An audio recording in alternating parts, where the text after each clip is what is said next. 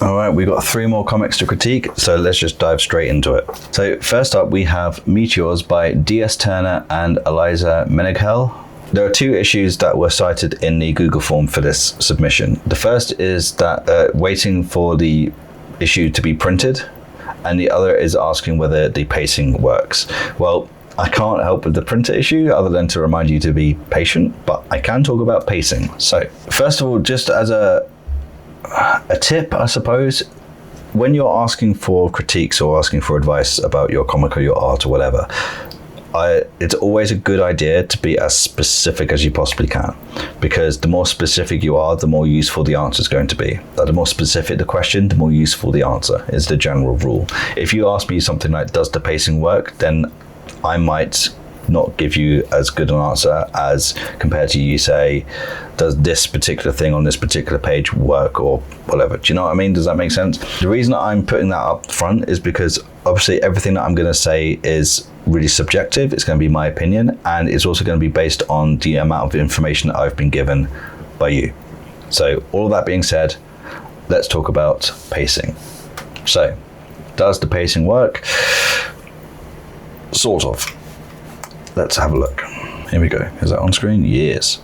Now, I only have the preview of issue 1 available to me, so I can't see the entire comic, but the main problem with the pacing is that it looks like you're juggling 3 things at once. So I'm going to identify the 3 bits of this story that have been revealed to us so far. And the first bit is this, where we've got the fight between Axe Guy and this woman here who is, I'm going to call Mud Girl, although I'm pretty sure her power is telekinesis, but Mud is easier to say. So we got this fight between these 2, beautifully drawn, really good, really nice. I like it a lot. Some really good panels, but that's it, right? And then it ends with someone off panel saying, wait. So a bit of a cliffhanger. And then we switch to these Meteors. And also a runner throughout this book is us giving us updates of how long before or after the impact of the meteors. So we've got these meteors are all hurtling towards Earth, and they all land in different places, North America, South America, Australia, the Pacific Ocean, right? And now we cut to this scene where we've got 2 hours and 7 minutes before impact. So just as a reminder, we've got 36 minutes before impact, and now 2 hours, 7 minutes before impact. So we're in New York, and we've got this character who's walking down the street, and then we've got this which goes back even further in time, which is 45 hours now before impact, and we've got this character here who's now watching TV indoors. He's very angry, he's walking, and then we cut back here. Yeah, so I assume that this is the same as this, and this is just a continuation. I don't know if this character is this character. I can see that he's a big built black guy with a goatee, and short hair.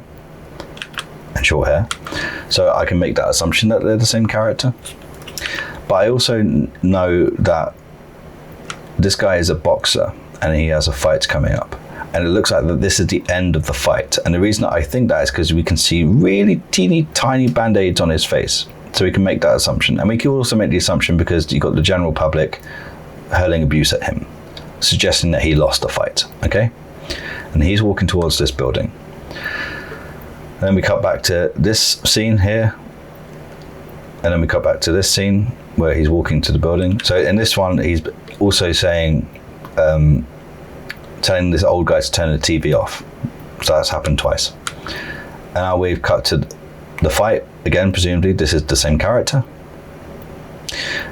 And that character is called Frankenstein, which you're about to find out is on the nose, like very, very on the nose, which made me think that this may be a comedy comic, but I genuinely don't know.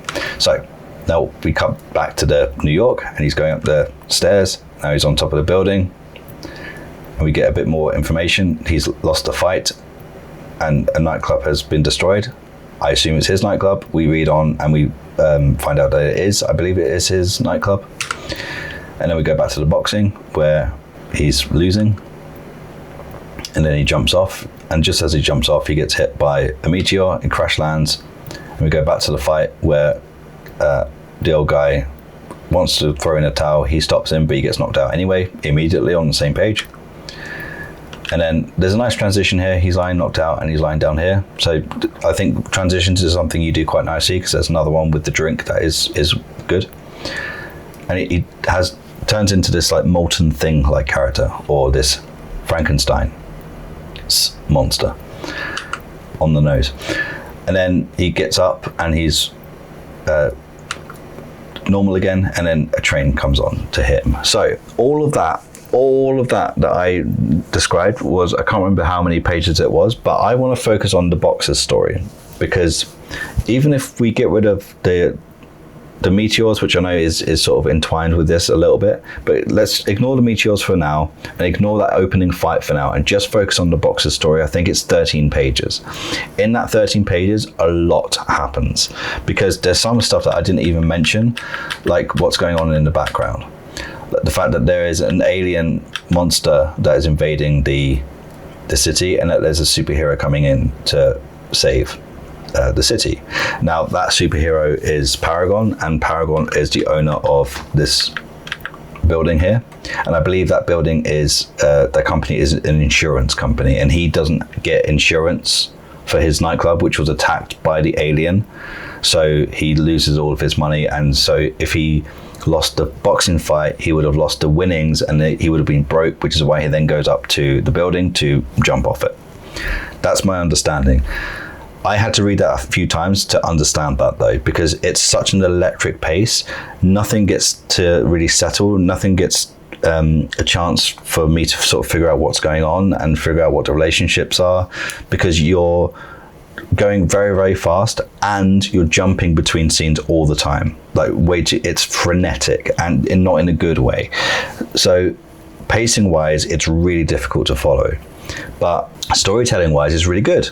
And like, I think it's that there's a lot in here that could be really, really good if you just slow down slightly. Now, one of the ways that you can do this is, in fact, I'm going to go over to Clip Studio Paint, because one of the things that I did was, I will show you.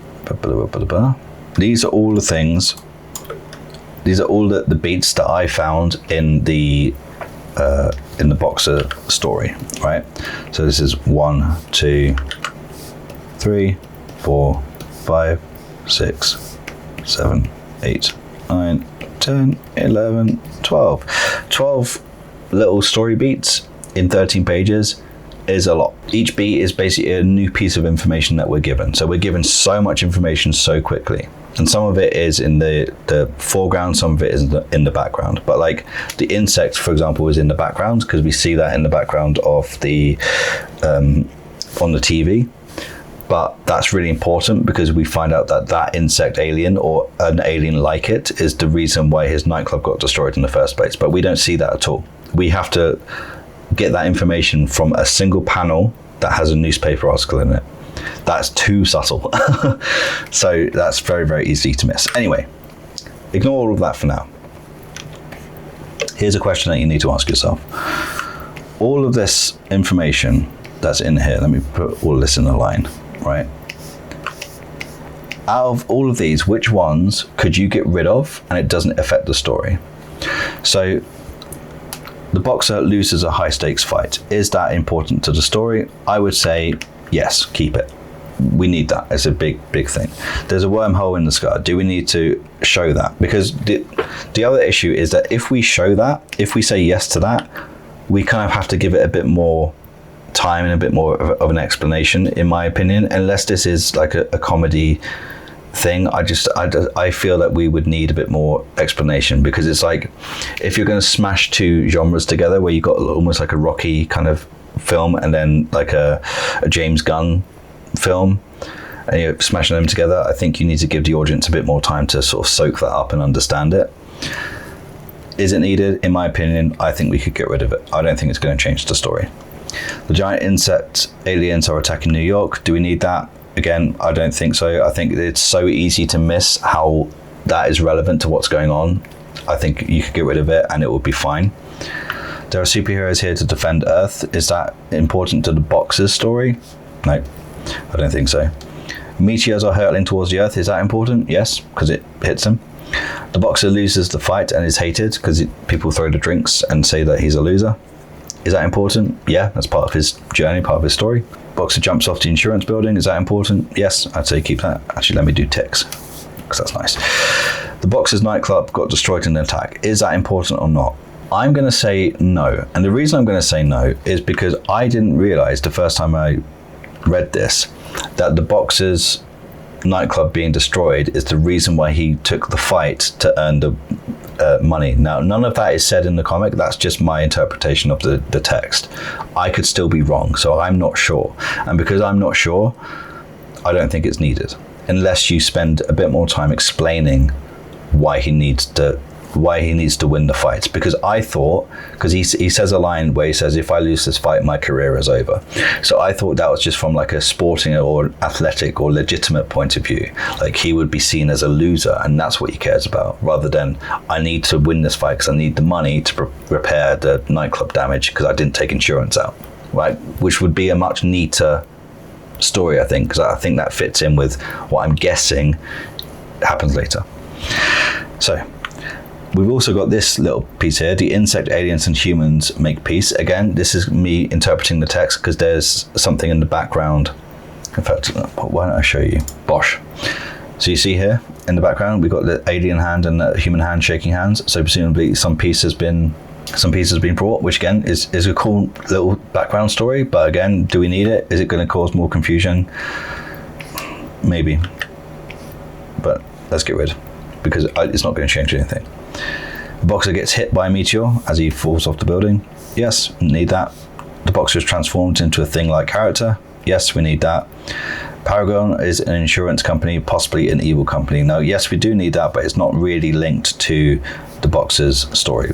But so for the boxer's story, Frankenstein's story, we've got 1, 2, 3, 4, 5, 6. So half of the story beats that are in the original comic are not necessary, or they cause confusion, and they certainly impact the pacing. So I would suggest that when it comes to the storytelling, try not to rush through stuff too much, because 1, it's confusing, and 2, it makes me not care about things because I haven't got enough time to care about them, because you're just jumping all over the place. So I think, imagine it like you're creating a song. You know, you have your fast bits and you have your slow bits. You have your pauses and then you have your big explosions of sound, because that's how music works, apparently. But you know what I mean? So that would be my biggest thing, is to think about what is necessary, what the audience needs to know, what assumptions you're happy for the audience to make, what pieces of information you don't mind them not knowing yet. Those sorts of questions need to be answered. But I think you're giving into the temptation to be clever, because you're clearly a clever storyteller, and your artist Eliza is clearly a clever storyteller. And you feel that from your perspective, you can jump between these different scenes and juggle different ideas all at the same time. And that's true, you probably can. I'm not doubting that for a second. Doesn't mean your audience can. And so when you're creating stuff, unless you don't want the audience to read it, in which case do whatever you want. But if you want the audience to read it, you have to respect them. And so you jumping back and forth all the time is a clever way, it's a stylistic way to tell a story, and it's one that you clearly like to do, and that's fine. I think you need to tell this story a bit more linearly and stay with a scene for longer than a page or two, and just to establish what is happening. And as soon as you've established that idea, whatever that idea is, then jump to the next scene, and then establish that idea, and then jump to the next scene, rather than just dropping ideas all over the place and saying, oh, by the way, this and this and this and this and this and this and this, and well, I don't have time to focus on anything. I don't know what's important. I assume that this guy is the main antagonist, but a lot of what I've said in this critique is my assumptions rather than me knowing, because I don't know based on what the story is telling me, you know?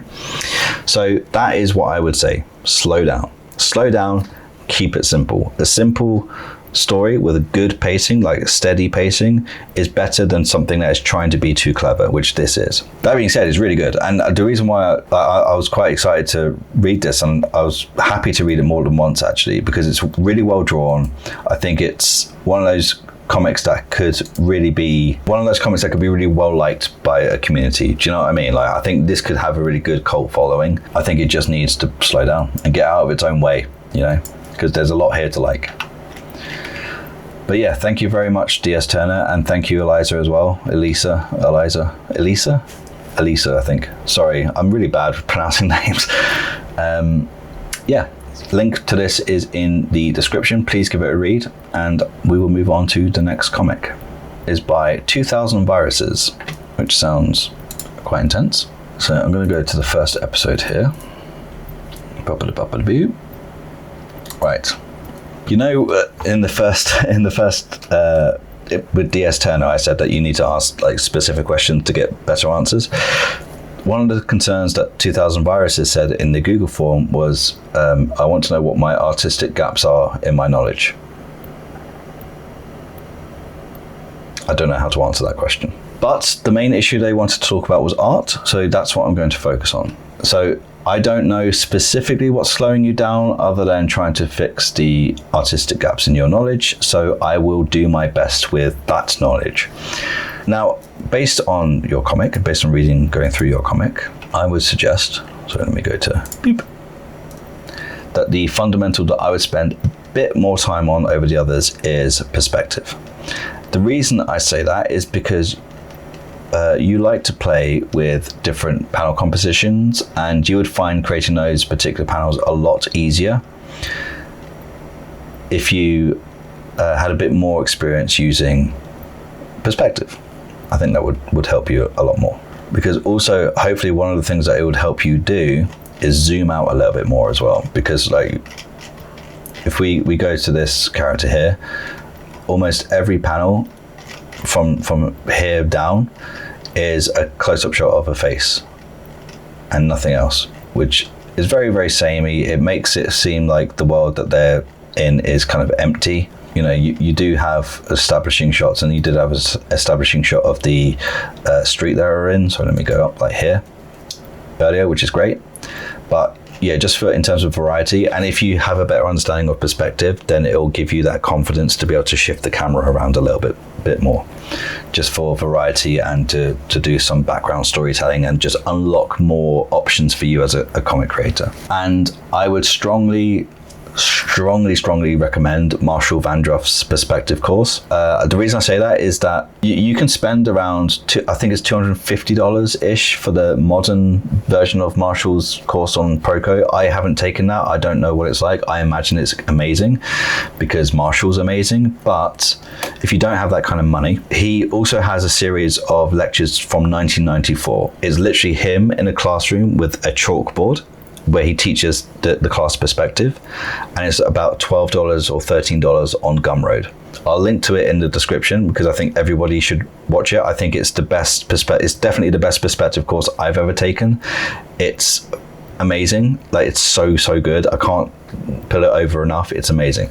So I would watch that definitely and just take note of the information that he gives, and slowly challenge yourself more to start implementing that knowledge into your work, and then watch it again and watch it again. You should, if a course is good, I mean, if you don't vibe with it, don't watch it, but if a course is good, you should watch it multiple times just so that knowledge can sink in, because perspective is big and perspective is hard, so you're not going to get it on the first viewing anyway. So yeah, that's number one, perspective. Number two, the second thing that you should do isn't like the second fundamental, but the second recommendation for you is, before you start working on your comic, I would spend 20 to 30 minutes just doing some quick sketches. So the reason why we do this, the reason why we warm up, is to warm up our muscles in our arms and in our shoulders, and to get loose and to get sort of in that zone of creating comics. Most people, and I'm very guilty of this as well, dive straight into making their comic.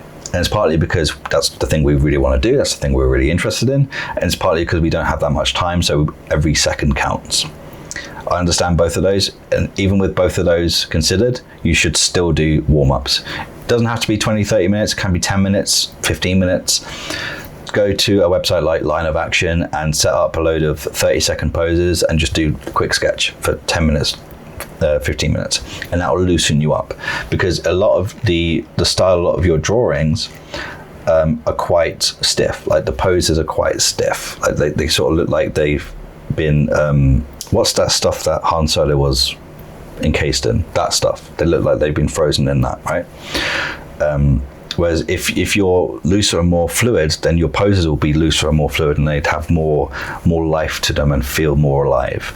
This is something that I struggled with for a very long time, and I still do, to be fair, where like you're focusing so much on getting the drawing right, and like, oh yeah, so her hair comes down here to her shoulders, and I've got to make sure that she's wearing the outfit is correct, and that this arm comes here and this arm goes up here, and you're looking at it like that, the details, rather than looking at like, okay, well, how does the body, what's the shape, the overall shape of the body, what's the movement of the body, and then focus on the details afterwards. And again, that's something that takes practice, it takes time. So, but doing quick sketches gets you into that mode and allows you to be a lot more fluid and also learn at the same time. Because if you're doing quick sketches, you're still learning anatomy, you're still learning figure drawing, you're still learning gesture, all these really important fundamentals. So that they would be the two things that I would recommend you do as like a habit moving forwards, until you start to gain more confidence and more knowledge and just have more options to play with when it comes to things like panel composition and stuff like that. In fact, actually, I'm going to recommend one more thing, which is if you have access to it, because not everyone does, go to a life drawing class. If you've never been to a life drawing class, I really recommend going, because learning to draw through the screen is really useful. It's really convenient. I've spent hundreds and hundreds of dollars on reference images so that I can learn in the comfort of my own home, because it's a lot easier to do. But if you draw in real life, if you draw your subject who is in front of you, you will learn a lot more. It will be a lot more effective to do that. I didn't believe it at first, to be fair, until I went, and then yeah, it does, because you just see the forms a lot easier, because you're not translating something from a 2D screen and trying to process that as 3D, because you're seeing the 3D thing in front of you. That's why I think it's easier. So definitely go to a life drawing class if you haven't been before. I haven't been for a life drawing class for years because I just don't have the time right now. But as soon as I do, it's one of the most fun things to do as an artist is to go to a life drawing class. It doesn't have to be people. It can be like still life, like drawing fruit or whatever. I personally find people more interesting because they move. But yeah, definitely do that as well, because you'll learn a lot more. If you're talking about like artistic gaps and how to fill those gaps, that's a really good way of doing it. But yeah, that was a lot. I've recommended a lot there, and don't necessarily do all three of those things at the same time. Pick one that you think is going to be the most accessible to you and the easiest for you to do, and just focus on that for a while, and then slowly add another thing on and another thing on, or swap them out. Like, don't overwhelm yourself with all of this knowledge, because there's so much to learn. If you overwhelm yourself, then you'll just burn out and it'll be a waste of time. So take your time with it and have fun with it. That's the best advice above anything else, is continue to have fun with it and keep going. Because again, I think for people who like, what's that movie? Ghost? The Patrick Swayze one with Whoopi Goldberg in it. The only reason I know is I made that comparison is because it deals with the afterlife and ghosts and stuff like that. So if you like that sort of stuff, then I think you'll really like this comic. So give it a read, subscribe to it on Webtoon. The link to it is in the description of this video. All right, the third comic is called The Gleaners, and it is by Jules. So this is the front cover, and this is a manga, so we're going to read from right to left. So yeah, let's just have a little look at this comic. Okay, we don't have to read it. Let's just look at the art for now.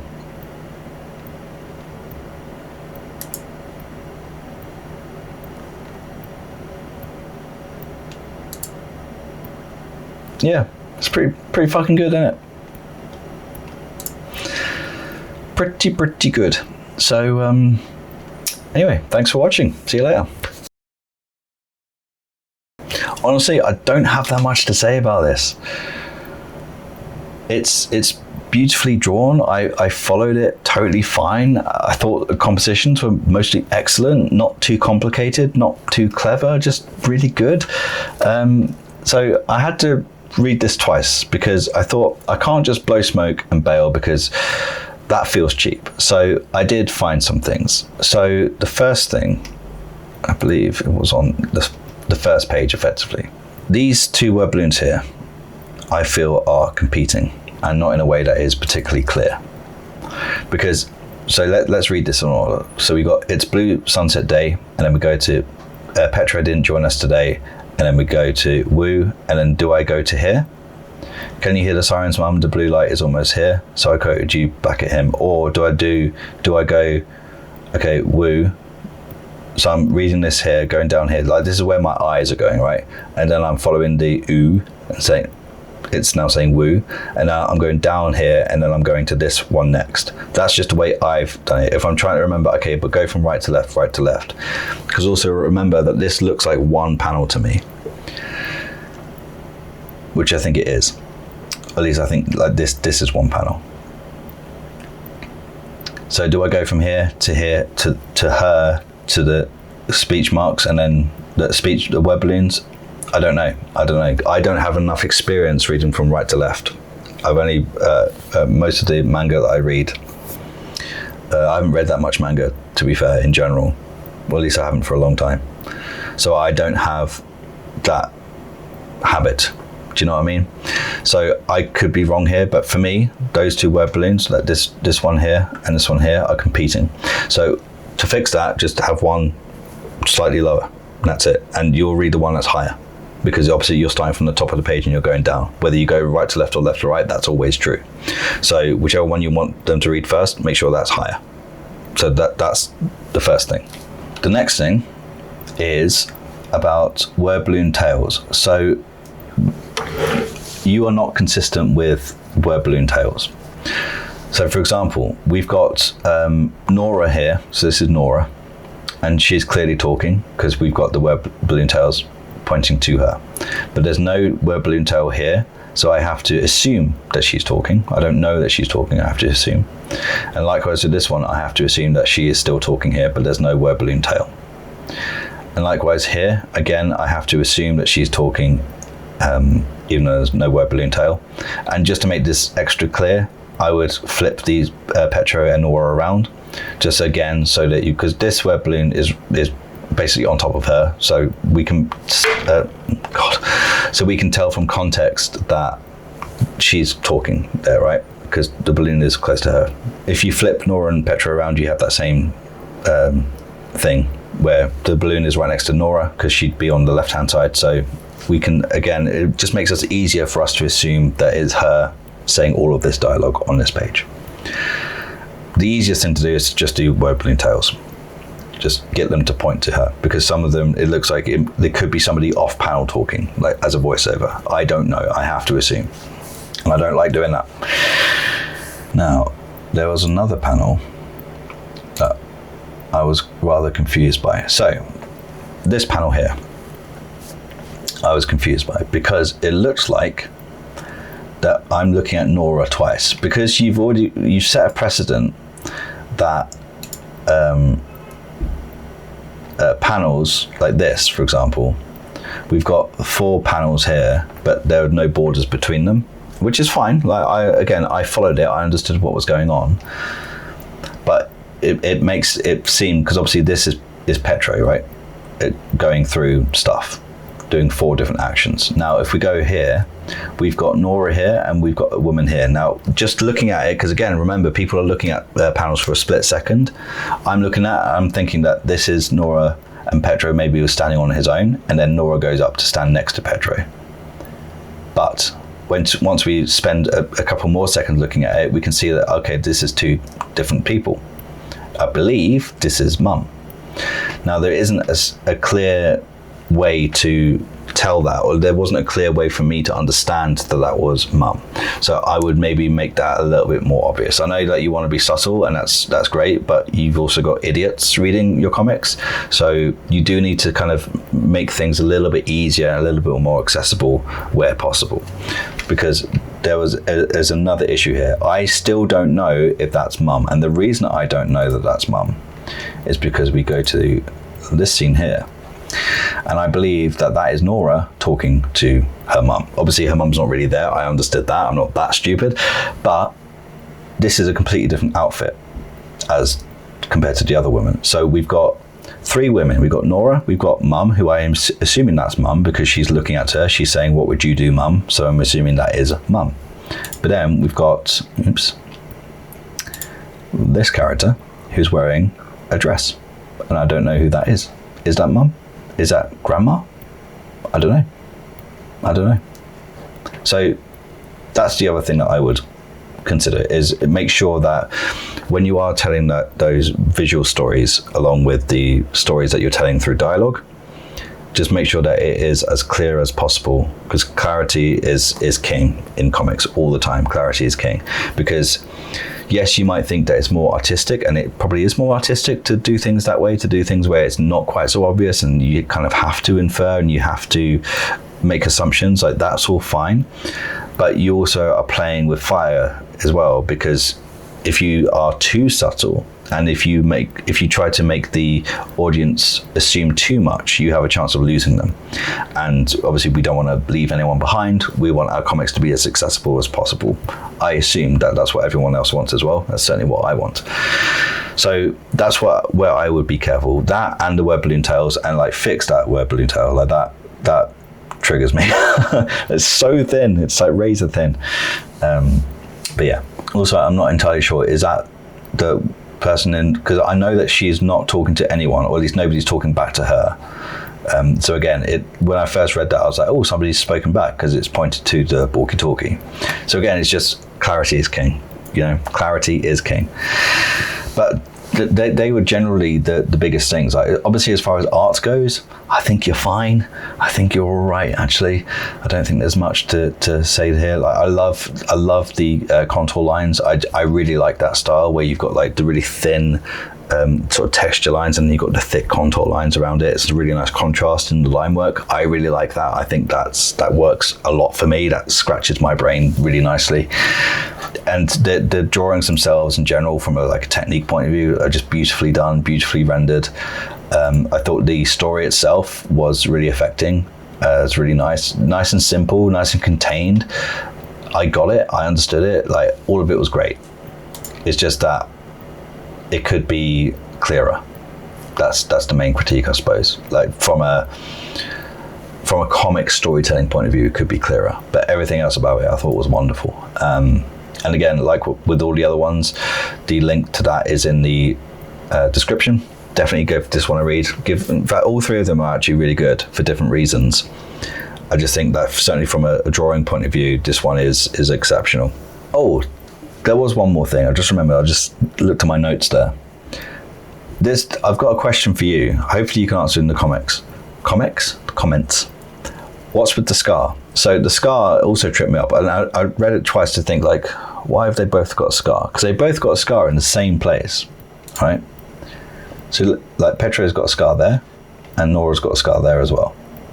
And presumably she's had it for a very, very long time. And he's had it for a very, very long time. So I'm very curious why they both have that scar there. Because as far as I'm aware, this is a one-shot. So I don't think I'm ever going to find out. Which I want to know. Why do they both have scars on their face? Matching scars in the same place. That rhymed. Yeah. And to be fair, if one of them just had that scar, I probably wouldn't think anything of it. I'd think, okay, well, they're clearly doing something dangerous because they're climbing the mountains and stuff, so it's dangerous work, so I assume they got it from there. But the fact that they both have the same scar in the same place, and they're siblings, makes me curious. But honestly, like, that's it. That's all I could find. Like, you're very clearly talented. You're very clearly skillful. I think you've got a large range of skills in terms of art, which gives you a lot of choices, which is really exciting. And it's really exciting for what you can do for your next comic and your next comic and your next comic. And I'll be interested to see more from you, for sure. Yeah, amazing. Because the more of these you do, the more your comic storytelling skills will catch up with your art skills. So your art skills are up here, and I think your comic storytelling skills are about there, because obviously a lack of experience. But as soon as you do more of these kind of comics, that will come up here. And the stuff you're going to create, I'm really looking forward to seeing, because that's going to be very, very good. I think if the art is anything to go by, I think you'll be very, very good. Also, as far as like extra resources go, other than my YouTube channel, obviously, is if you haven't bought it already, buy Scott McCloud's Making Comics, and buy, actually I'm just going to put this on the screen now because I can't say his name out loud, Marco's Framed Ink, by Framed Ink. But I think both of those two are probably number one and number two books that I like the most when it comes to comic creating. I think they're the best two. So yeah, if you haven't read them already, give them a read. Now, thank you very much, all three of you. Sorry, it's very hot today. Thank you, all three, for giving me your comics and trusting me with them. I think all three of them are great. All three of them have a lot of room to grow, which is always nice because it gives you something to aim for. It's always good. Everyone else, click the links in the description to give them a read, give them a subscribe, support the indie creators. We need to be supporting each other for comics to thrive, so please do. And thank you very much for watching. If you want more of these critique videos, there is a playlist somewhere on screen. Thank you for watching, and I'll see you soon. And I'm going to jump in a very cold bath.